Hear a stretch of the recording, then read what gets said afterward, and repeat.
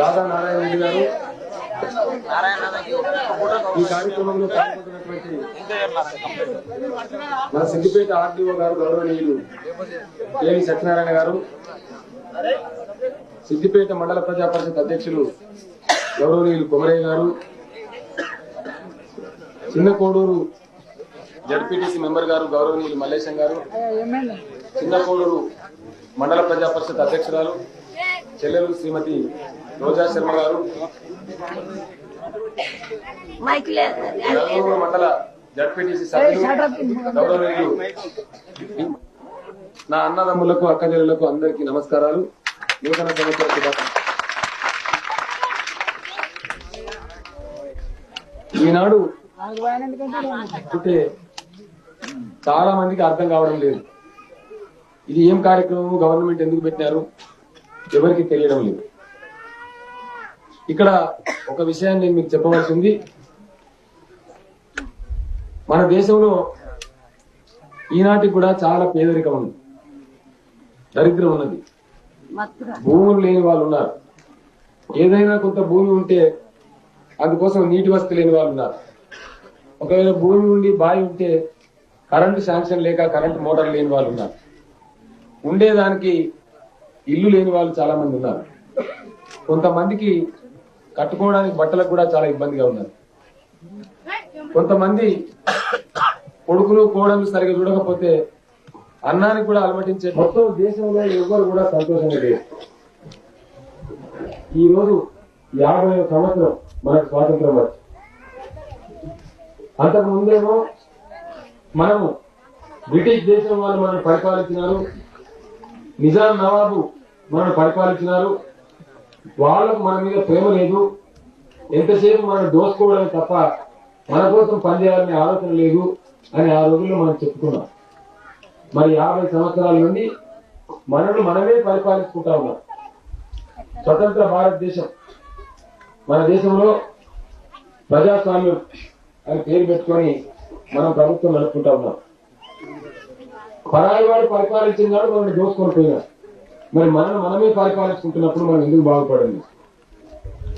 మన దేశంలో ప్రజాస్వామ్యం అని చెప్పినారు కానీ వాస్తవానికి ప్రజాస్వామ్యం లేదు ఈ దేశంలో.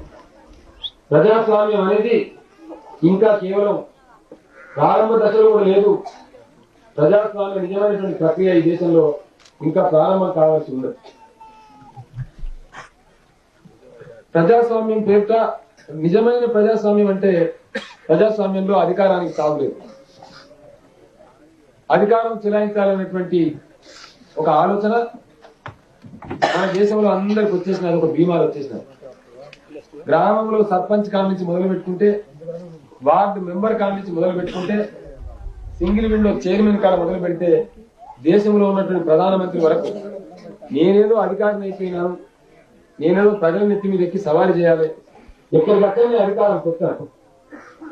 ఈ అధికారం యొక్క నిశ మన నెత్తికి ఎంత ఎక్కిపోయిందంటే ఈ దేశంలో గ్రామంలో ఒక చిన్న ప్రభుత్వం మనిషి ఉంటాడు.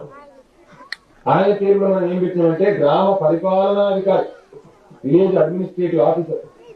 అంత జాడ్యం, అంత నిశామని మనకు అధికారం మీద అంత మోజు ఈ దేశంలో. ప్రధానమంత్రి అయినా, ముఖ్యమంత్రి అయినా, మంత్రి అయినా, ఎమ్మెల్యే అయినా, సర్పంచ్ అయినా, మండలాధ్యక్షుడైనా ఎవరైనా ప్రజాస్వామ్య ప్రక్రియలో పనిచేయడానికి వచ్చినటువంటి కార్యకర్తలు, ప్రజలు కలుపుకొని పనిచేసే కార్యకర్తలు మాత్రమే. రూలింగ్ పార్టీ అని వస్తుంది పేపర్లలో, పార్టీ ఇన్ పవర్, అధికారంలో ఉన్న పార్టీ వస్తుంది. డెమోక్రసీలో, ప్రజాస్వామ్యంలో రూలింగ్ అనే పదానికి తాగు, సర్వింగ్ పార్టీ అని ఉండాలి, పార్టీ ఇన్ సర్వీస్ అని ఉండాలి. అది నిజమైనటువంటి ప్రజాస్వామ్యం. ఈ రకంగా అధికారం కోసం ఒకరికొకరు కొట్లాడుతూ ప్రజలను వదిలేస్తున్నారు. వాస్తవానికి జరగవలసింది ఏమిటంటే ప్రజా పనులు బాగా జరగగలుగుతాయి అనుకున్నప్పుడు ఒక ఉదయం తన యొక్క మరణ శాసనం మీద తానే సంతకం పెట్టుకోవాలి. అది నిజమైనటువంటి ప్రజాస్వామ్య స్ఫూర్తి. కానీ ఈ దరిద్రం, ఆకలి, అవిద్య, ఆగ్రహం, ఆందోళన, ఆవేశం ఎవరిని కలిగించినా కూడా ఒక బాధాకరమైనటువంటి పరిస్థితి. రాజకీయాలు ఈ దేశంలో చాలా దరిద్రంగా ఉన్నాయి. రాజకీయ నాయకులు కేవలం ఎలక్షన్ మాత్రమే దృష్టి, ఇంకోటి ఏం లేదు, ప్రజలు లేదు, ఏం లేదు. ప్రజలను పూర్తిగా తప్పుదారి పట్టి ఇంకోటి గీసినోనికి గుండె అంటే వాళ్ళకి మొక్కాలి, వాళ్ళ నోటికి మొక్కాలి. ఎన్ని చెప్పానో చెప్పి ఆఖరికి ఏం చెప్పిందంటే ఒక ఓటు మాత్రం మాకు బుద్ధులు బిడ్డ మీరు ఏం చేయకుండా మీ సంగతి అంతా మేమే చూసుకుంటామని చెప్పింది. ఓటు కావాలి, ఓటు ఒకటి బుద్ధి అయిన మాకు అంతే, ఇక అన్ని మీ సంగతులు మేమే చూసుకుంటామని చెప్పారు. ఓ 2 రూపాయల కిలో బియ్యం అనేది ఇంకోటి ఎందుకని రూపాయి బాగానే ఇస్తాను బయట. అప్పటి మందని చెప్పడం, ఓటు గుర్తుకోవడం, ఆంతరపడడం, రాజకీయాలలో ఇవన్నీ జరిగినాయి. చాలా దుర్మార్గమైన విధానంలో ప్రజలను ఏం చేయొద్దని చెప్పిన, మీకు ఏం అవసరం లేదు మీ సంగతి అంతా మేమే చూసుకుంటామని చెప్పిన. ఇది ఒక పెద్ద భయంకరమైనటువంటి మన దేశాన్ని పట్టి పీడిస్తున్నటువంటి గొప్ప జబ్బు, చాలా పెద్ద బీమారి. దీన్ని మనం అంతా తీసుకోవాల్సిన అవసరం ఉంది. ఈ విధంగా రాజకీయాలలో ఏ పార్టీ కానీ ప్రతి పార్టీ కూడా ఈ తప్పులు ఇప్పటి వరకు చేయడం జరిగింది. తెలుగుదేశం పార్టీ కూడా ఈ తప్పు చేసింది నేను గ్యారంటీ చెప్తాను. ఈ పాపంలో, ఈ దేశంలో జరిగినటువంటి రాజకీయ పార్టీలు చేసినటువంటి పాపంలో తెలుగుదేశం పార్టీ కూడా కొంత బాగా ఉన్నది. ఒప్పుకొని తీరాలి. తప్పును ఒప్పుకున్నవాడే గొప్పవాడు. తప్పు తెలుసుకున్నప్పుడే మనకు మంచి ఏందో తెలుస్తుంది, ఎటువైపు అడుగుదని తెలుస్తుంది. ఈనాడు ఈ తప్పులన్నీ రాజకీయ పార్టీలు చేసినారు. ప్రజలను ఏం చేయవద్దని చెప్పినారు, మీకు ఏం బాధలేదని చెప్పినారు.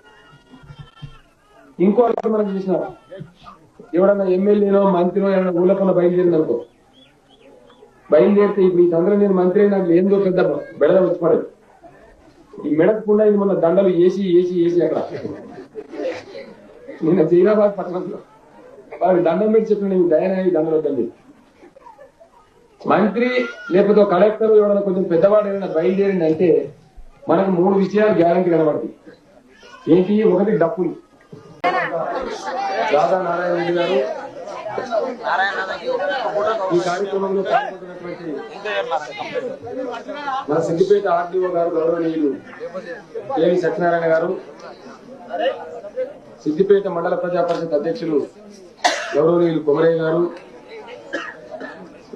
చిన్న కోడూరు జడ్పీటీసీ మెంబర్ గారు గౌరవనీయులు మల్లేశం గారు, చిన్న కోడూరు మండల ప్రజా పరిషత్ అధ్యక్షురాలు చెల్లెలు శ్రీమతి రోజా శర్మ గారు,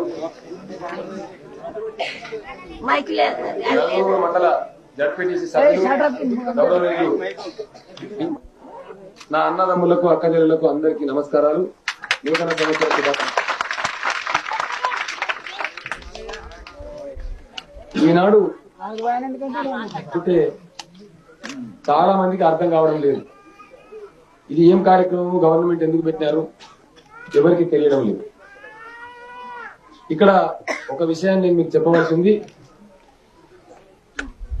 మన దేశంలో ఈనాటికి కూడా చాలా పేదరికం ఉంది, దరిద్రం ఉన్నది, భూములు లేని వాళ్ళు ఉన్నారు.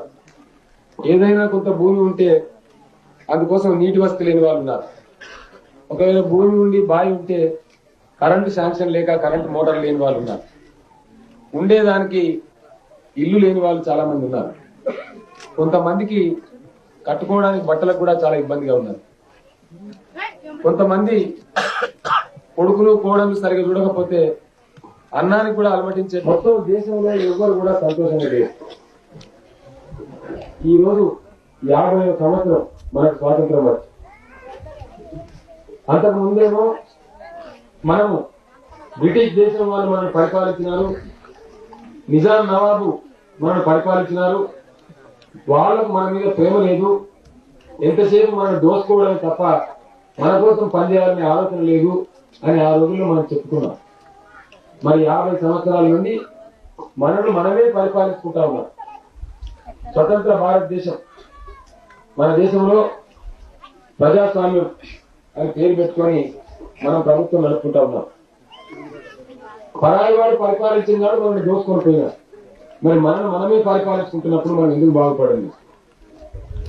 మన దేశంలో ప్రజాస్వామ్యం అని చెప్పినారు కానీ వాస్తవానికి ప్రజాస్వామ్యం లేదు ఈ దేశంలో. ప్రజాస్వామ్యం అనేది ఇంకా కేవలం ప్రారంభ దశలో కూడా లేదు. ప్రజాస్వామ్య నిజమైనటువంటి ప్రక్రియ ఈ దేశంలో ఇంకా ప్రారంభం కావాల్సి ఉన్నది. ప్రజాస్వామ్యం పేరుట నిజమైన ప్రజాస్వామ్యం అంటే ప్రజాస్వామ్యంలో అధికారానికి తావులేదు. అధికారం చెలాయించాలనేటువంటి ఒక ఆలోచన మన దేశంలో అందరికి వచ్చేసినది, ఒక బీమాలు వచ్చేసినది. గ్రామంలో సర్పంచ్ కాల నుంచి మొదలు పెట్టుకుంటే, వార్డు మెంబర్ కాల నుంచి మొదలు పెట్టుకుంటే, సింగిల్ విండో చైర్మన్ కాడ మొదలు పెడితే, దేశంలో ఉన్నటువంటి ప్రధానమంత్రి వరకు నేనేదో అధికారిని అయిపోయినాను, నేనేదో ప్రజల నెత్తి మీద ఎక్కి సవాలు చేయాలి, ఎక్కడికక్కడనే అధికారం చెప్తాను. ఈ అధికారం యొక్క నిశ మన నెత్తికి ఎంత ఎక్కిపోయిందంటే, ఈ దేశంలో గ్రామంలో ఒక చిన్న ప్రభుత్వం మనిషి ఉంటాడు. ఆయన పేరులో మనం ఏం పెట్టినామంటే గ్రామ పరిపాలనాధికారి, విలేజ్ అడ్మినిస్ట్రేటివ్ ఆఫీసర్. అంత జాడ్యం, అంత నిశానం మనకు అధికారం మీద అంత మోజు ఈ దేశంలో. ప్రధానమంత్రి అయినా, ముఖ్యమంత్రి అయినా, మంత్రి అయినా, ఎమ్మెల్యే అయినా, సర్పంచ్ అయినా, మండలాధ్యక్షుడైనా ఎవరైనా ప్రజాస్వామ్య ప్రక్రియలో పనిచేయడానికి వచ్చినటువంటి కార్యకర్తలు, ప్రజలు కలుపుకొని పనిచేసే కార్యకర్తలు మాత్రమే. రూలింగ్ పార్టీ అని వస్తుంది పేపర్లో, పార్టీ ఇన్ పవర్, అధికారంలో ఉన్న పార్టీ వస్తుంది. డెమోక్రసీలో, ప్రజాస్వామ్యంలో రూలింగ్ అనే పదానికి తాగు, సర్వింగ్ పార్టీ అని ఉండాలి, పార్టీ ఇన్ సర్వీస్ అని ఉండాలి. అది నిజమైనటువంటి ప్రజాస్వామ్యం. ఈ రకంగా అధికారం కోసం ఒకరికొకరు కొట్లాడుతూ ప్రజలను వదిలిస్తున్నారు. వాస్తవానికి జరగవలసింది ఏమిటంటే, ప్రజా పనులు బాగా జరగగలుగుతాయి అనుకున్నప్పుడు ఒక ఉదయం తన యొక్క మరణ శాసనం మీద తానే సంతకం పెట్టుకోవాలి. అది నిజమైనటువంటి ప్రజాస్వామ్య స్ఫూర్తి. కానీ ఈ దరిద్రం, ఆకలి, అవిద్య, ఆగ్రహం, ఆందోళన, ఆవేశం ఎవరిని కదిలించినా కూడా ఒక బాధాకరమైనటువంటి పరిస్థితి. రాజకీయాలు ఈ దేశంలో చాలా దరిద్రంగా ఉన్నాయి. రాజకీయ నాయకులు కేవలం ఎలక్షన్ మాత్రమే దృష్టి, ఇంకోటి ఏం లేదు, ప్రజలు లేదు, ఏం లేదు. ప్రజలను పూర్తిగా తప్పుదారి పట్టి ఇంకోటి గీసినందుకే గుండె అంటే వాళ్ళకి మొక్కాలి, వాళ్ళ నోటికి మొక్కాలి. ఎన్ని చెప్పానో చెప్పి ఆఖరికి ఏం చెప్పిందంటే, ఒక ఓటు మాత్రం మాకు బుద్ధులు బిడ్డ, మీరు ఏం చేయకుండా మీ సంగతి అంతా మేమే చూసుకుంటామని చెప్పింది. ఓటు కావాలి, ఓటు ఒకటి బుద్ధి మాకు అంతే, ఇక అన్ని మీ సంగతులు మేమే చూసుకుంటామని చెప్పారు. ఓ 2 రూపాయల కిలో బియ్యం అనేది ఇంకోటి రెండెందుకైనా రూపాయి బాగానే ఇస్తాను బయట. అప్పటి మందని చెప్పడం, ఓటు కుదుర్చుకోవడం, ఆందోళన. రాజకీయాలలో ఇవన్నీ జరిగినాయి. చాలా దుర్మార్గమైన విధానంలో ప్రజలను ఏం చేయొద్దని చెప్పినా, మీకు ఏం అవసరం లేదు, మీ సంగతి అంతా మేమే చూసుకుంటామని చెప్పినా. ఇది ఒక పెద్ద భయంకరమైనటువంటి, మన దేశాన్ని పట్టి పీడిస్తున్నటువంటి గొప్ప జబ్బు, చాలా పెద్ద బీమారి. దీన్ని మనమంతా తీసుకోవాల్సిన అవసరం ఉంది. ఈ విధంగా రాజకీయాలలో ఏ పార్టీ కానీ, ప్రతి పార్టీ కూడా ఈ తప్పులు ఇప్పటి వరకు చేయడం జరిగింది. తెలుగుదేశం పార్టీ కూడా ఈ తప్పు చేసింది, నేను గ్యారెంటీ చెప్తాను. ఈ పాపంలో, ఈ దేశంలో జరిగినటువంటి రాజకీయ పార్టీలు చేసినటువంటి పాపంలో తెలుగుదేశం పార్టీ కూడా కొంత బాగా ఉన్నది. ఒప్పుకొని తీరాలి. తప్పును ఒప్పుకున్నవాడే గొప్పవాడు. తప్పు తెలుసుకున్నప్పుడే మనకు మంచి ఏందో తెలుస్తుంది, ఎటువైపు అడుగుయాలని తెలుస్తుంది. ఈనాడు ఈ తప్పులన్నీ రాజకీయ పార్టీలు చేసినారు. ప్రజలను ఏం చేయవద్దని చెప్పినారు, మీకు ఏం బాధలేదని చెప్పినారు. ఇంకో మనం చూసినారు, ఎవడన్నా ఎమ్మెల్యేనో మంత్రినో ఏమైనా ఊళ్ళకన్నా బయలుదేరింది అనుకో, బయలుదేరితే ఇప్పుడు ఈ సందర్భం నేను మంత్రి నాకు ఏందో పెద్ద బెడద వచ్చి పడదు. ఈ మెడకుండా ఇది మొన్న దండలు వేసి అక్కడ నిన్న జైరాబాద్ పట్టణంలో వారికి దండం పెట్టి చెప్పిన, నేను దయనాయి దండలు వద్దండి. మంత్రి లేకపోతే కలెక్టర్ ఎవడన్నా కొంచెం పెద్దవాడు ఏదైనా బయలుదేరింది అంటే మనకు 3 విషయాలు గ్యారంటీ కనబడతాయి. ఏంటి? ఒకటి డప్పులు,